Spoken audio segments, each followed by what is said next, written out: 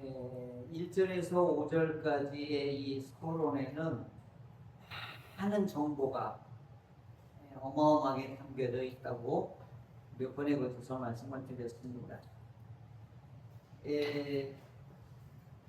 먼저 욥의 이름의 뜻이 잘 드러나지 않는데 아카드를 빌려서 이 뜻을 하면은 아주 의미가 있어요. 하늘 아버지는 어디 계십니까?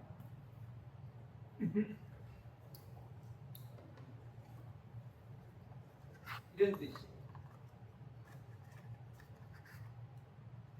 하늘 아버지는 어디 계십니까? 이 이름 속에 많은 정보가 담겨져 있습니다.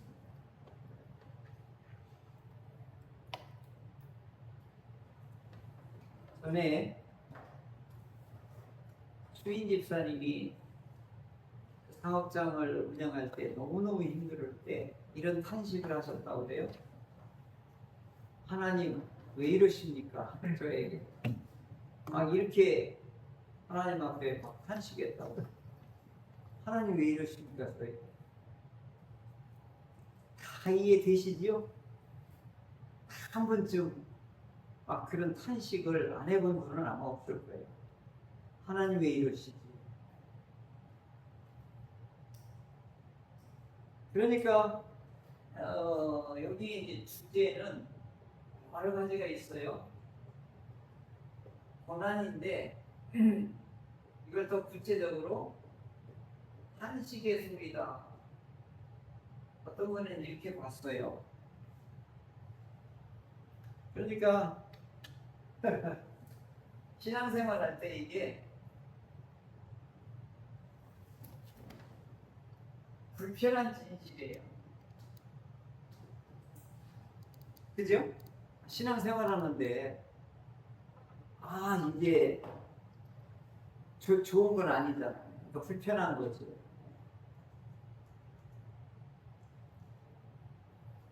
이 두 개를 보면은 욥의 방향이 이게 이제 서론이거든요. 그러면 뒤에 결론까지가 이게 흘러가는 거예요. 하나님 어디 계시죠? 또 한 가지 뭐죠? 불편해요, 저거. 이 주제가 이렇게 흘러가고 있음을 우리는 예측을 해야 되고, 그 다음에 욥의 인물이 도대체 어떤 분이냐? 하나님의 극찬을 받는 분이에요.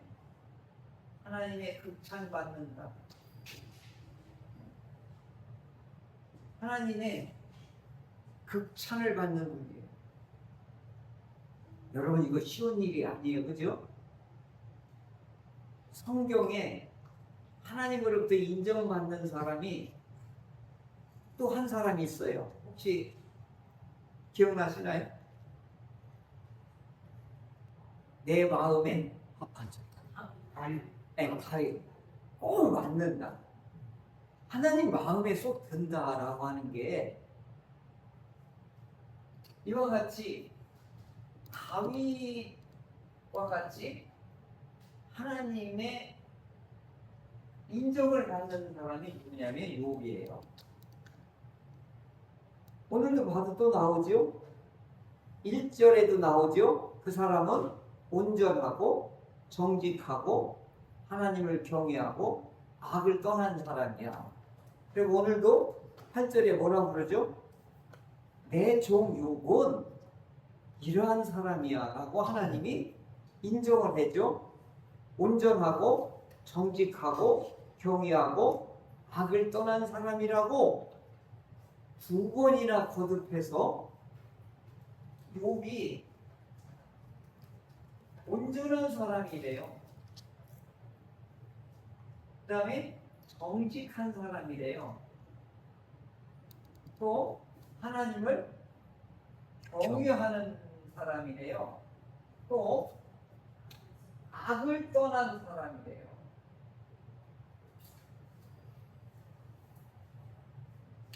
그러면 이 욥은 오늘 우리로 말하면, 영어로 말하면 퍼펙트한 사람이에요. 완벽한 사람이죠. 그리고 그의 이 완벽한 행동을 보여주는 게 그 자녀들에게 생일 잔치하고도 어떻게 해요? 성결을 유지하는데 정성을 다하는 것을 볼 수 있죠. 자, 그러면 욥은 의인이에요? 죄인이에요? 의인. 네. 하나님이 인정한 욥은 의인이에요. 그리고 완벽한 분이에요. 이게 전제되는 거예요. 자, 욥은 어떤 분이라고요? 의인이에요. 완벽한 사람이에요. 이게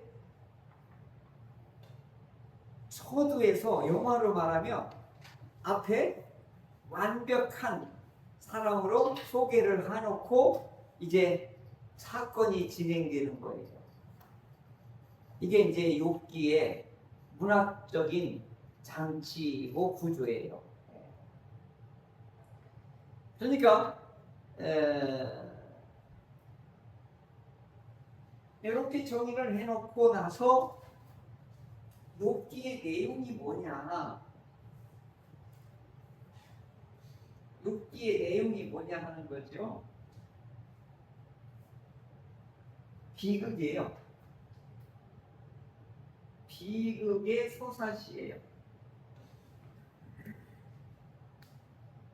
이 셰익스피어의 4대 비극이 최고의 명작이잖아요. 그러니까 영국계에서는 이 셰익스피어의 4대 비극을 연극하지 않으면 극단이 될 수가 없어요. 배우가 될 수가 없어요. 그런데 이 하필이면 왜 희극이나 감동적인 역사극이나 이렇게 해야 되는데 왜 이 비극이 그렇게 유명한 작품이 되었을까? 이게 문학의 힘이에요.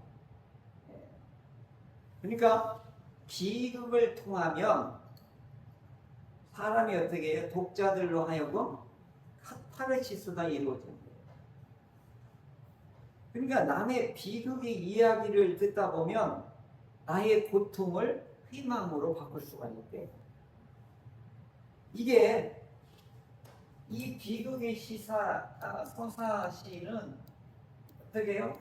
남의 비극을 통하여 그 고통과 고난을 희망으로 극복할 수가 있대.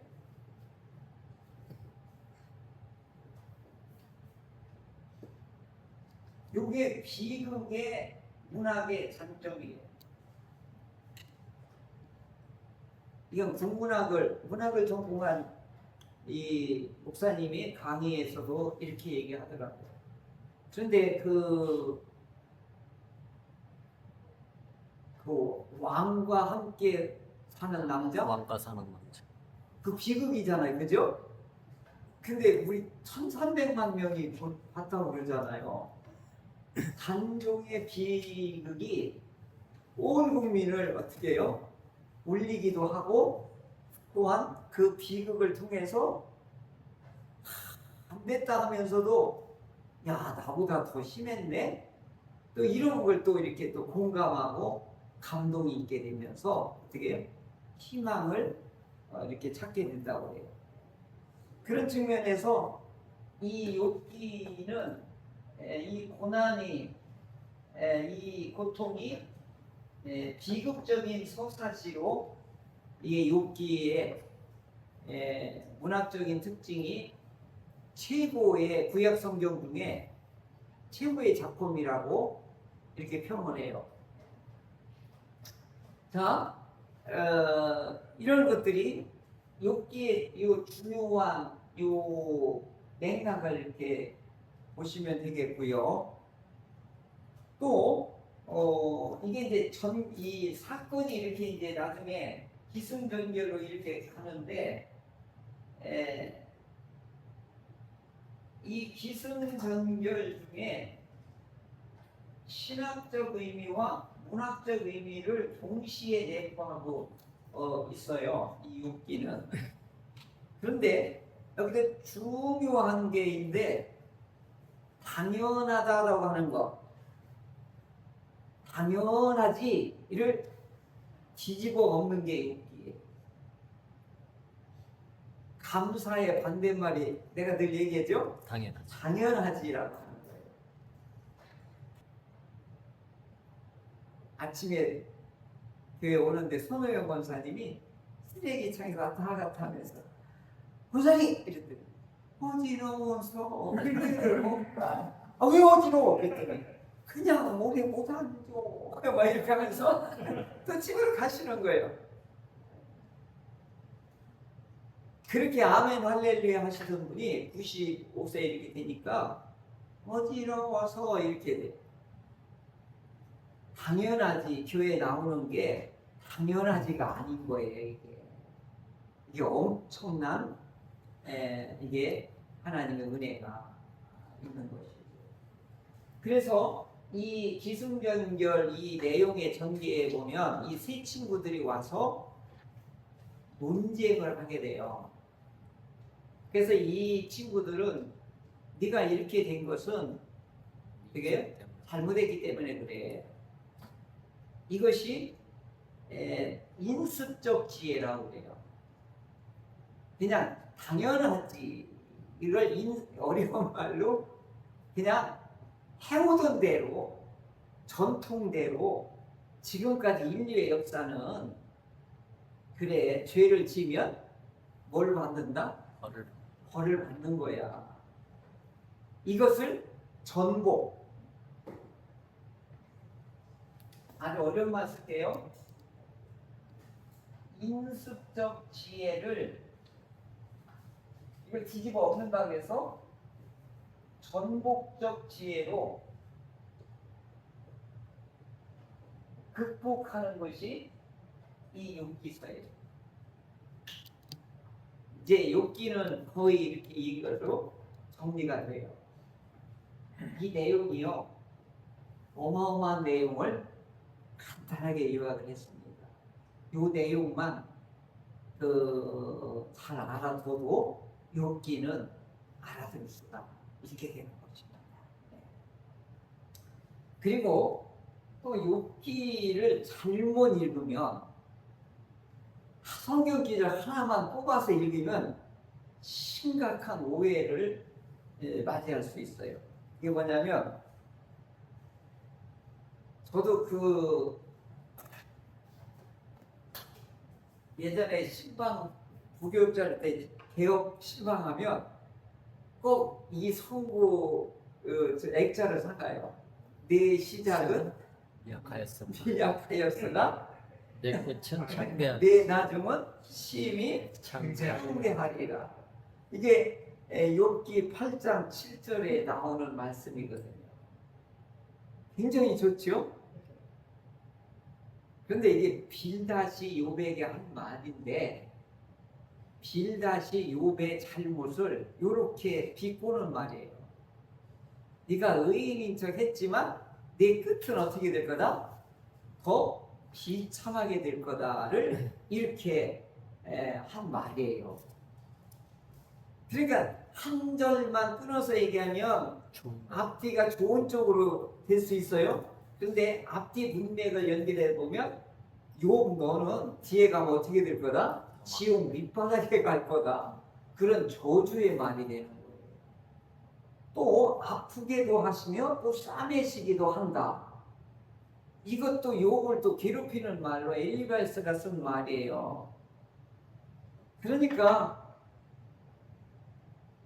그 상식적인 말, 인습적인 말, 전통적인 말, 자기가 알고 경험했던 이 짧은 지식을 가지고 상대를 위로한다고 한 것이 도리어 뭐가 되는 거예요? 아픈 데를 더 콕 찌르는 말이 돼요.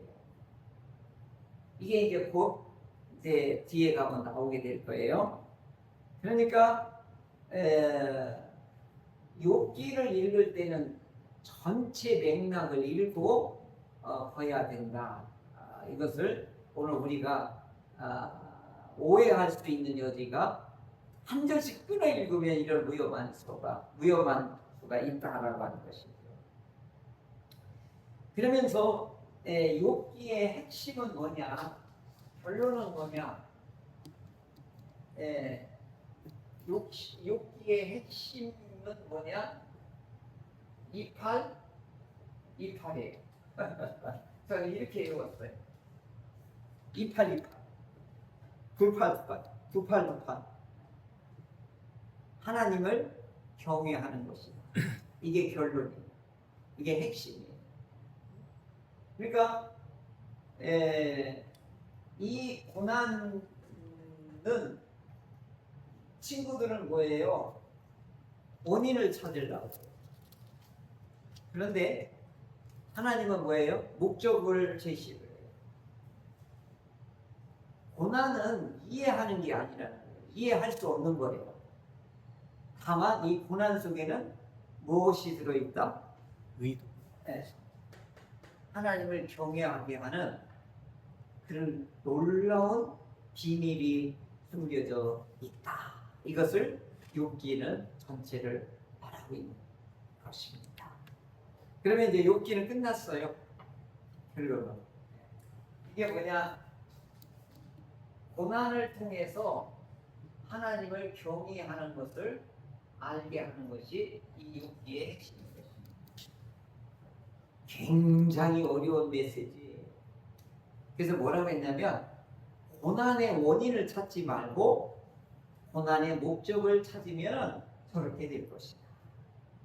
그래서 이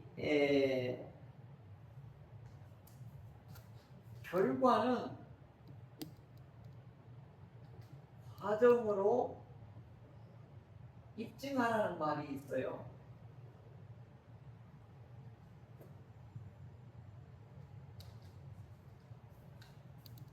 그러니까 욥기의 전체에 보면은 과정 속에서 뭐가 나오냐면 하나님의 의도와 목적과 뜻을 여기서 발견하게 되는 것입니다. 자, 이것이 전체 욥기의 요약이었습니다. 다시 한번 말씀을 드릴게요. 욥의 이름의 뜻이 뭐라고 그랬죠? 하나님은 어디 계시지요? 여기에는 탄식이 묻어있는 뜻을 가지고 있어요. 계시적인 의미가. 그러니까 이 고난, 이 탄식, 이게 불편한 진실이 주제라고 했어요. 그리고 욥은 어떤 인물이었느냐? 의인이고 하나님 앞에 인정받는 완벽한 사람이었다. 이걸 명심해야 돼요. 하나님 앞에 욥은 어떤 사람이었다? 의인이었다. 완벽한 사람. 그리고 비극을 통해서 이제 소망을 찾게 하는 내용이다. 그리고 그 과정 속에서 오늘 우리 짧은 지성과 경험과 이 과정 속에서 이걸 가지고 고난을 함부로 해석할 수가 없다. 이제 이건 내용 진행하면서 더 나중에 알도록 하겠고, 그럼 욥기의 핵심은 뭐냐? 하나님을 고난 중에서도 하나님 어떻게 해라? 경외하라. 이것이 지혜의 근본이다. 이것을 반복적으로 말하고 있습니다. 네. 자, 이제 그러면 이제 내용으로 오늘 이제 들어가 보도록 하겠습니다. 이 욥기는 1장 2절까지는 산문체예요. 스토리텔링이에요. 그러니까 재미나요. 이야기로 되어 있으니까. 이제 3장부터 저기 거의 한 40장에 이르기까지는 이제 운문체예요. 시로 되어 있다 이 말이에요. 그러니까 앞에 부분은 시, 그 다음에 이제 중간에는 또 욥의 친구들하고 엘리후하고 하나님하고 이제 다이얼로그, 아니면 모놀로그 독백적으로 하는 이 시, 서로 대화식으로 하는 시, 이것이 연속적으로 주고받고 하는 식으로 이 가운데 중간을 이와 같이 구성되어 있다. 이것도 첫째 시간에 말씀을 드렸습니다. 자, 이제부터 이제 욥기가 이제 문을 하나를 열고 이제 들어가게 돼요. 근데 이 문이 어디 문이냐면 하늘 어전 회의의 비밀, 하나님의 비밀 회의장으로 우리를 초대를 하는 거예요. 근데 여기에는 초대받지 못한 사람이 있어요. 독자들은 이 욥기를 읽는 모든 분들은 하나님의 어전 회의, 청와대의 방커에 모여 있는 그 비밀 회의에 욥이나 세 친구들은 엘리오나 이런 사람들은 초대받지를 못해요. 근데 누구는 초대를 받아요? 사단. 그 어전 회의에 우리 독자들은 그걸 지금 보고 있는 장면이에요. 그러니까 우리는 다 이걸 들여다볼 수가 있고 내용을 알 수가 있는데 욥하고 이 세 친구들하고 뒤에 나오는 엘리오는 여기에 이 어전 회의의 회의 내용을 전혀 몰라. 듣지도 못하고 보지도 못하고 알지도 못해요. 이게 이제 우리가 보면은 제 왜 높은 데서 이렇게 보면 왜 이게 벽에 갇혀 있는 사람하고 벽 밖에 있는 사람하고 저 높은 데서 보면 다 보이잖아요. 근데 벽 안에 갇혀 있는 사람은 밖에 세상이 지금 어떻게 돌아가는지를 전혀 모르는 것 같은 거죠. 그래서 어전 회의가 열렸는데 그 여기에 천사들이 하나님의 아들들이 다 모였어요. 그런데 세상 여기저기 막 바삐 지치지도 않고 이 떠돌아다니는 사탄이 여기 이제 어전회의 참관인으로 이렇게 부름을 받게 된 것입니다. 이제 이것을 구약 성경에서는 뭐라고 하느냐면 소드라고 그래. 소드.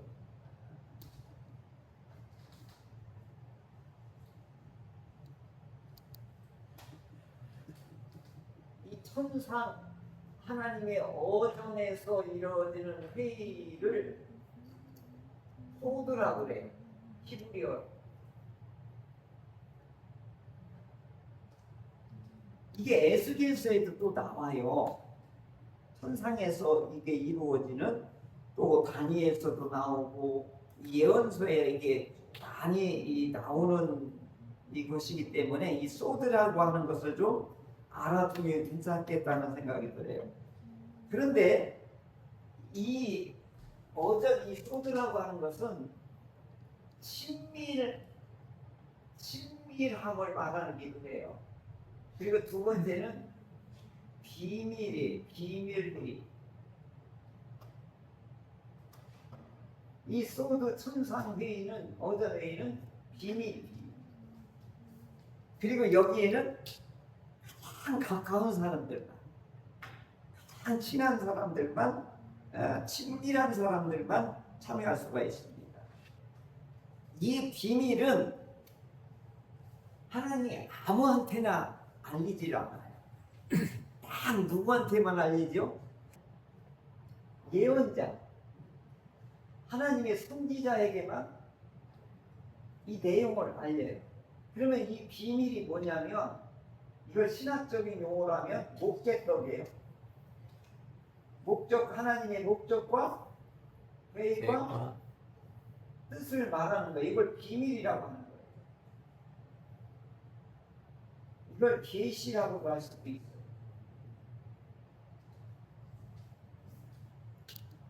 신의 의도를 계시라고 하니까 그걸 알려야지만이 이해할 수 있으니까.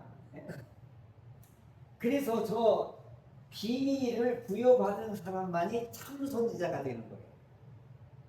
그렇지 않으면 다 거짓 엘루마처럼 뭐가 되는 거예요? 거짓 선지자가 되는 거예요.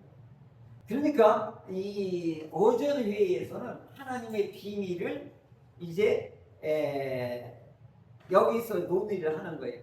근데 이 비밀은 욥하고 세 친구는 알아요, 몰라요?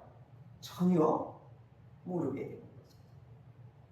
그래서 이 스터드를 이 유대인 신학자 욥기 대가, 이 욥기 해석의 대가가 월튼이라고 하는 분인데, 여기는 두 가지 의미가 있다고 말해요. 이 오전 회의에는 하나는 수사학적인 의미다. 독자만이 볼 수 있도록 하고, 욥과 세 친구는 어떻게 해요? 무지하게 만드는 거예요. 모르게 만드는 거예요. 네, 우리는 그 성경을 읽다 보면 베드로가 이제 얘가 배신을 하고 모른다고 할 때 우리는 이미 그 결론까지 다 알고 있잖아요. 근데 베드로는 막상 네가 답을 믿은 3번 부인할 것이다. 그랬더니 내가 죽으면 죽어도 주님과 함께 죽고 막 이렇게 하니까 우리는 읽으면서 뭐라 그래? 아이고 이거 몇 시간 후에 가면 이거 할 건 아는데, 독자들은 이걸 다 알고 있지만 본인은 알 턱이 없는 것이지요. 이게 이제 수사하게, 이게 문학적인 특징 중에 하나인 것이고, 그러니까 인간적인 지식의 한계, 앞을 내다보지 못하는 한계를 실존적인 한계라고 그래, 어려운 말로. 그렇잖아요. 우리 1분 후에 될 일을 우리는 모르잖아요. 그걸 이제 여기에서 어전에서 이루어지는 일은 문학적으로도 이 비밀을 맡은 사람만이 볼 수 있는 거다. 그러면서 또 신학적인 의미에는 이 세상에 돌아가는 것은 다 하나님의 주권, 통치권 속에서 이루어지는 것이다. 이 세상의 다신교가 그렇게 많은, 오늘 키프리스 섬에도 아프로스테 제우스 신 그 우상의 온상이라고 하듯이 거기서 다신이란 말이에요. 로마의 국교는 다신이었단 말이에요. 근데 기독교는 뭐예요? 유일신 하나님만 아주 알리니까 이들이 못 견딘 거란 말이죠. 근데 이 욥기에서도 당시의 문화는 다 귀신 문화란 말이에요. 다신 문화란 말이에요. 그럼에도 불구하고 이 다신이 잡종신이 많았다 할지라도 가장 권세 있는 유일하신 분은 누구시다? 하나님이시다. 이것을 이 욥기에서 유일신과 그 다음에 인간의 경험과 지식은 실존적으로 항시 한계에 부딪힌 것이다. 이것을 이 욥기서에서 이 오전회의를 통해서 보여주고 있는 것이다. 이 월튼의 해석에 제가 여기다 좀 덧붙인 것입니다. 그런데 이때 회의에서 중요한 단어가 나와요. 욥 보았느냐? 그랬더니 사탄이 뭐라 그래요? 봤다 그래요. 그랬더니 욥이 최고다. 그랬더니 사탄이 뭐라 그래요? 비아냥 그래요. 복을 많이 줬으니까 하나님을 믿는 거지요. 그 복을 걷어가면 천만에 만만에 하나님을 버릴 것입니다. 딱 이렇게. 근데 여기 복이 뭐예요? 소유물이에요. 여기 보면 10절에 보면 나오죠? 그와 그의 집과 그의 모든 소유물을 하나님이 물타리로 보호하고 주셨기 때문에 하나님을 믿는 것이지, 그것을 쳐보세요. 하나님을 욕할 겁니다. 그래? 그러면서 뭐라 그래요? 다 소유물을 네 손에 맡기지만 욥의 뭐만 건들지 마라? 몸의 생명은 건들지 마라. 이게 이제 오전회의의 결정이에요. 자, 또 한 가지는 여기서 중요한 거예요. 거래적인 신앙은 이 사단이 욥의 믿음은 거래적인 믿음이요. 이렇게 얘기하는 거예요. 축복을 받았으니까 하나님을 섬기는 거지, 축복을 걷어가면 하나님을 떠날 겁니다. 그래? 이게 중요한 주제예요. 사단은 하나님의 축복을 어떻게 해요? 걷어갈 수도 있고 그걸 뺏을 수도 있다. 그래서 뭐 하는 거예요? 하나님을 못 믿게 하는 거예요. 그런데 요놈이 특징이 뭐냐면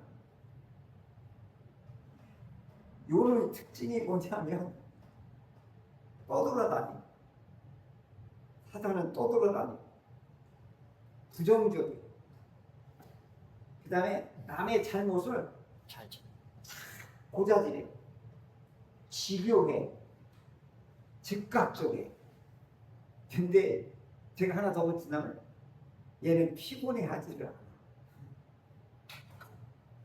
사단은 피곤하다는 말을 안 해. 그러니까 어떻게 해요? 예수 믿는 사람들, 성도들 어떻게 해요? 넘어지고 힘들어하고 고나고 아프고 하는데 사단은 그걸 집요하게 어떻게 해요? 참소하고 집요하고 막 조금만 틈만 나면 즉각적으로 쐐기를 박어. 그런데 이놈이 아무리 떠돌아다니고 세계 만방을 다니고 막 곳곳에다가 우상단지 신전을 세운다 할지라도 하나님이 허락 없이는 안 된다. 뭐라 그러죠? 소유물은 네가 다 해쳐도 욥의 뭔 건들지 마라? 생명을 건들지 말라고 하나님이 어떻게 해요? 바운다리를 딱 규정을 해요. 자, 이제 여기에서부터 이게 이제 욥기가 이제 문제가 이제 서서히 제시가 되고 있는 것입니다.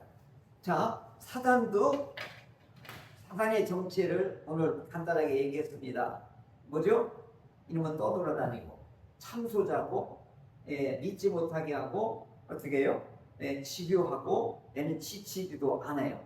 그래서 하나님으로부터 떠나게 만드는 이게 거짓의 원흉이고 사단이 하는 일이란 말이죠. 근데 아무리 이놈이 지치지 않는다 할지라도 하나님의 운영과 경영권, 통치권 안에서 얘도 움직이고 있다. 자, 이렇게 해서 이제 드디어 사단이 어전회의를 나가서 드디어 이놈이 이제 작업을 시작하게 하는 거예요. 그래서 욥의 축복을 이제 산산조각을 내기 시작해요. 그건 다음 시간 이어서 하도록 하겠습니다. 자, 오늘 우리들은 오늘 여기서 중요시 여길 게 뭐냐? 사탄이 하는 일은 뭐다? 우리의 믿음을 넘어뜨린다. 근데 하나님은 여전히 우리를 보호하고 인도하신다. 그러므로 오늘 우리들의 이 무더위 속에서도 사탄은 피곤하지 않도록 않으면서 집요하게 우리를 공격해 온다. 그럼 우리는 어떻게 한다? 우리를 통치하시고 우리를 보호하시고 인도하시는 우리 하나님을 이 무더위 속에서도 온전히 신뢰하는 저와 여러분이 되시기를 주님의 이름으로